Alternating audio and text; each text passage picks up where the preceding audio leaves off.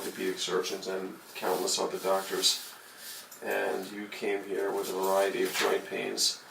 And one of the things that struck me is that the only time you ever felt better is when you took prednisone for any or unrelated reason. That is almost irrelevant what the reason was, but you took it and you got better. In addition to that, you have had concern and have been told that you have osteoarthritis, or you're crazy, or there's nothing wrong. We've got very firm evidence that you brought me at your first visit, which indicated you did in fact, or do have osteoarthritis of your left hip related to ephemeral acetabular impingement. You do have flat feet.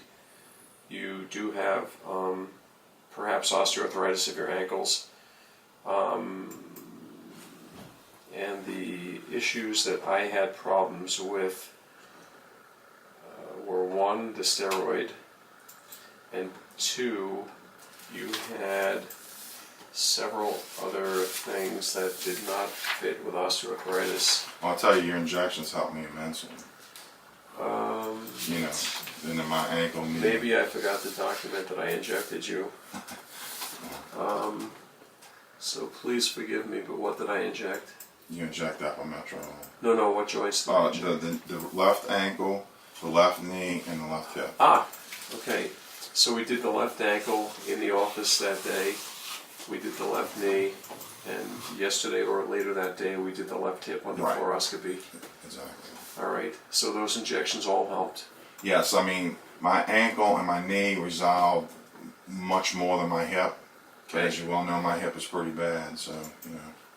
But it's about 70% better. I mean, the hip is. Yeah. It may still get better. The shot was only done in the last 48 well, hours. I know the steroid takes, because the ones I had before, they said a couple of weeks for it to take full effect. It's peed out of the body in 5 days, so that's a positive, especially knowing with your sugar possibly. Sugar's fine. Good. It didn't even go up. Okay. Well, that speaks your hemoglobin A1C is well controlled. Fatty liver with no fibrosis is not a reason you can't take methotrexate. Okay. Some people would argue type 2 diabetes could be a relative contraindication. I don't conform to that because I've never seen a problem with it. Here we go. I did inject you and I did mark down that I did. But there was something else that you told me. When I did your Schober's test, when I had you bend forward, you failed that test with flying colors. Now, we could argue that it's because you've got arthritis in your lower back, or because you had disc surgery in Germany. However, you tell me that your range of motion is normal for you. And well, it's better than it was before the surgery. Before the surgery, I couldn't even bend over. You know. So there's still a chance that you might have some residual problem that is not your normal, but nonetheless, this test is not diagnostic, but makes the thought conceivable. Now, you had showed me your sacroiliac joints, which I believe had been read as normal. The orthopedic was just doing those x-rays for my hip. He wasn't even looking at sacroiliac. I just showed you that picture of my disc replacement. Okay, but I looked at them and they were abnormal. Okay. And I followed them up with an MRI, and you do in fact have sacroiliac disease. So, knowing that the sacroiliac disease did not get there yesterday, and knowing that those x-rays weren't taken yesterday, based on the nature of your pain, in spite of the fact that you have conventional pain, and the fact that your general pain of joints goes away with steroids, you have an inflammatory arthritis, and because your sacroiliac joint is confirmed abnormal on the MRI, you do have a spondyloarthropathy. Now, and that's what I've always thought, because I've had all this arthritis, and it's your fault. You should have come here sooner. Yeah. Well, so I didn't waste my trip to come up here. No. I made a good move. You made a good move. Thank God.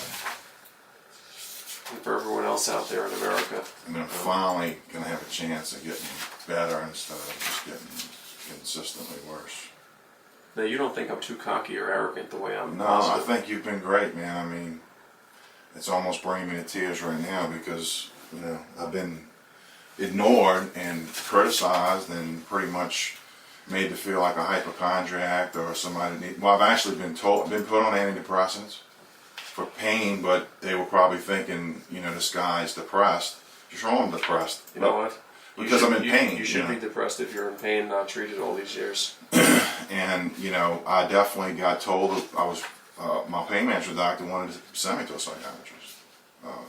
And I refused,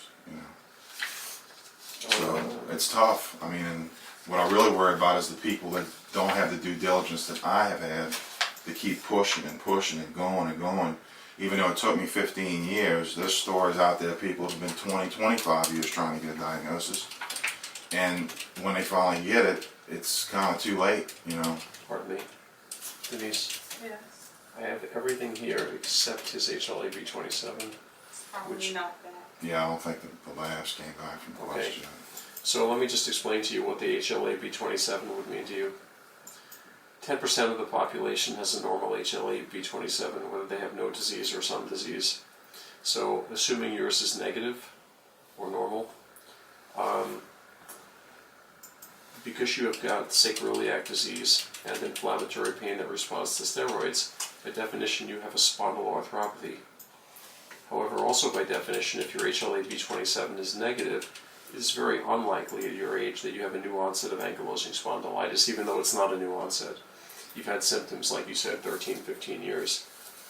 So the sacroiliac changes that you have today, they didn't start at age 50, they started at age 30 or They've been missed the whole earlier. time. Yeah. That's. Yeah. I just went to my orthopedic surgeon 2.5 months ago, and he said I'm fine. But this is not an orthopedic. I know. So But people don't know that. People don't understand that one doctor does this and the other doctor has no clue. the general public thinks everything that hurts goes to an orthopedic surgeon because they do a lot of advertising, and there's 100,000 orthopedic surgeons. There's only 4,000 clinical rheumatologists in the country. Why doesn't anyone want to be a rheumatologist? Good question. Good question. I mean, I'd rather give people injections than cut them open and saw their bones out of them, I would rather get an injection than have my bones cut up too. Okay, so if your HLA-B27 is positive, I would say psoriatic arthritis, Crohn's arthritis, reactive arthritis, uveitis, and several other conditions. This 50-50 positive HLA-B27. You can have psoriatic arthritis without psoriasis. You can have Crohn's disease or ulcerative colitis without bowel disease. You can have any of these. However, if the HLA-B27 is positive, at your age, I would expect to have worse axial disease. Now, you and I went over your x-ray together, and you had entire abnormal thoracic and lumbar spine. However, the changes that you had, some of it looked possibly inflammatory, and some of it looked to be non-inflammatory. Now, you're not a long-standing diabetic, but diabetics do get DISH. And DISH, which is diffuse idiopathic skeletal hyperostosis, is seen in diabetics. Now, again, yours was not a classic anterior fusion, which is what you see in DISH, where the contiguous vertebrae, 3, 4, 5 in a row, are fused. Yours was more of like a bamboo spine that never got there yet.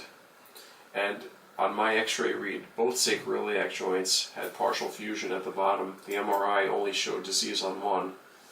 But, there's going to be some difference of opinion. I'm very comfortable with the radiologist here. So the fact that you have any sacroiliac disease, albeit luckily for you not active on bone scan, you have an inflammatory spondyloarthropathy. And we already know for a fact you get better with steroids for your peripheral joints. And to get rid of your back pain, you'd warrant a 6-month trial of a biologic, probably Remicade. I'd like to do that. Okay, so Now let me ask you this. I've been taking indomethacin for about 11 years. I'd love you to stop that. I would love to get off of it, but what I read that before they had biologics, that people with ankylosing spondylitis or with these spondyloarthropathies, that was the drug that they used. Now, can it slow the disease down at all, or just get rid of the symptoms? Indomethacin cannot slow the disease down at all. Okay. Prior to biologics, Patients with axial disease were addicted to morphine.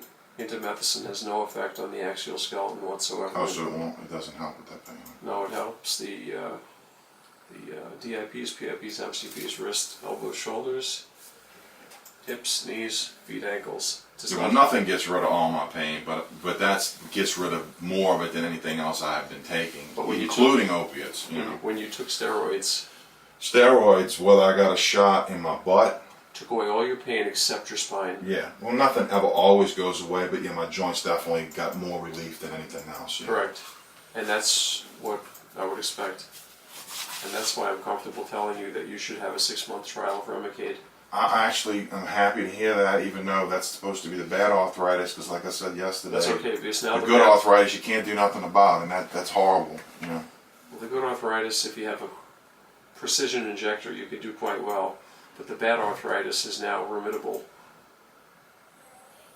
No, that's what I want. I mean, I wanted to be able to do something, even though people are afraid of these drugs. And they're not. I know. Well, I know people on them, and they don't even know they're on it. You know, I mean, the only people that seem like they have a problem is the ones that get put on it by doctors who don't check them for hepatitis and tuberculosis and other things, cancers, and put them on it, and then later on they show up with these chronic diseases because they weren't screened properly. Well, that's a problem. And that's why you ran all those blood tests, because you want to make sure, even though some of them you repeated, because I just had my hepatitis checked 4 months ago.